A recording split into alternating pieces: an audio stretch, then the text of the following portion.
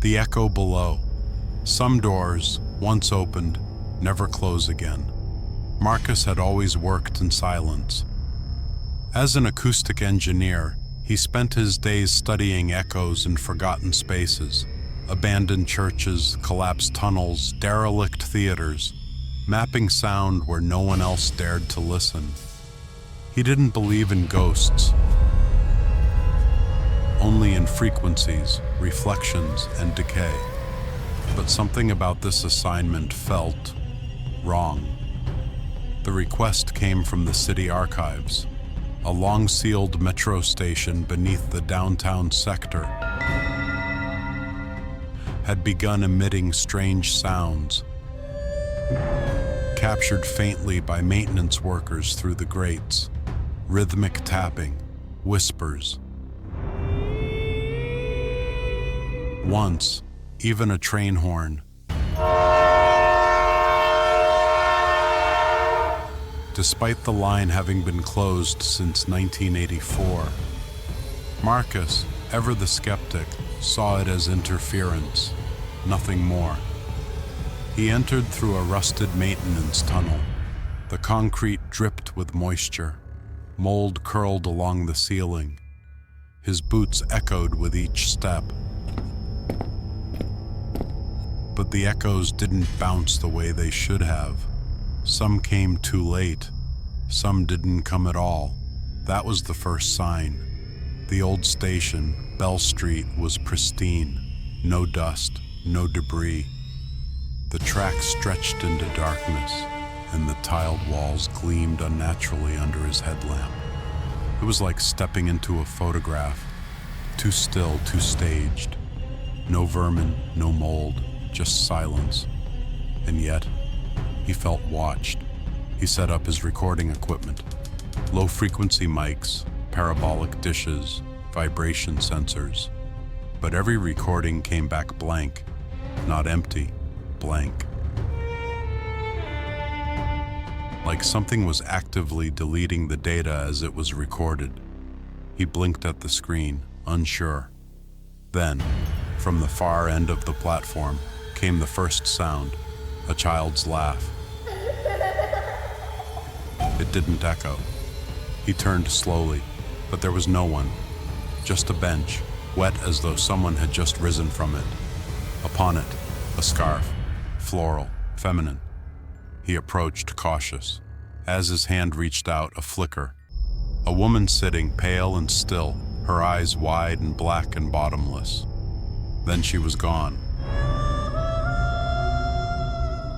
The scarf remained. He backed away. His exit path, the tunnel, was gone. In its place, a fresh brick wall, still damp with mortar. His breath turned cold. Every hair stood on end. A distant metallic screech cut through the air, like rails under pressure. Then, unmistakably, a train horn. But there was no train.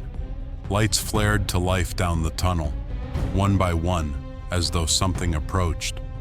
The rails began to vibrate. Marcus pressed himself to the wall, heart pounding, and then, nothing. The lights flickered and died. The vibration stopped. A whisper filled his left ear. Below, he spun.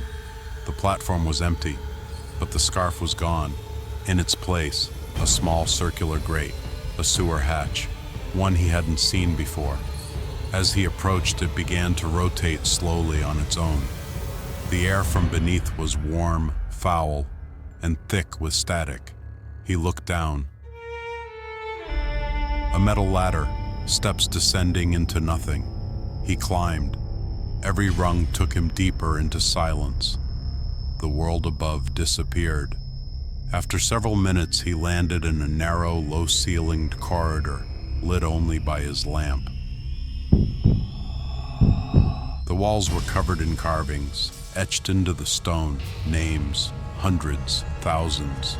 Some scratched over each other, some fresh, and one that stopped him cold. M. Thorne, his own.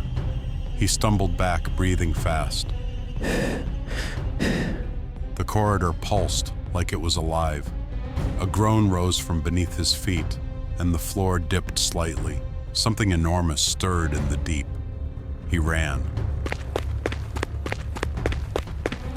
The hall twisted. Time bent. At one point, he passed the same marking on the wall 3 times. Another corridor looped into itself. Then ahead, a door. Wooden, ancient, slightly ajar, no hinges. He pushed it open. A room, round, cavernous, empty, except for a single desk in the center. Upon it, his own audio recorder. The screen blinked red. Playback. He pressed play. His own voice emerged, trembling, cracked. If you find this, get out. This place isn't an echo chamber. It's the echo itself. It hears you, it learns you, and then it replaces you. The message ended. Silence fell. Then, a new recording began. One he never made.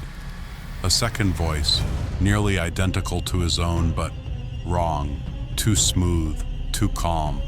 Thank you for your voice. He turned around.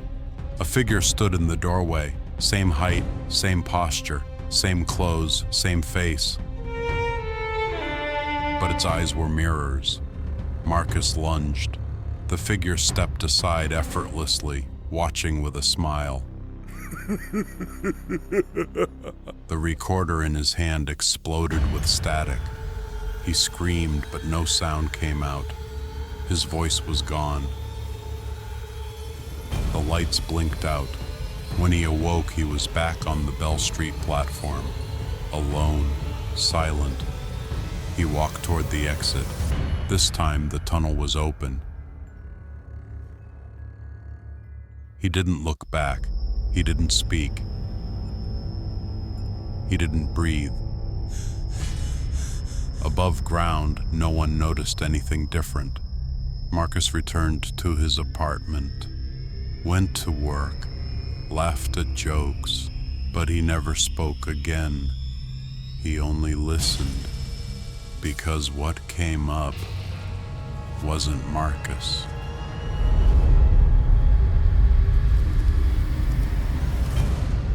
Come to the channel. The full horror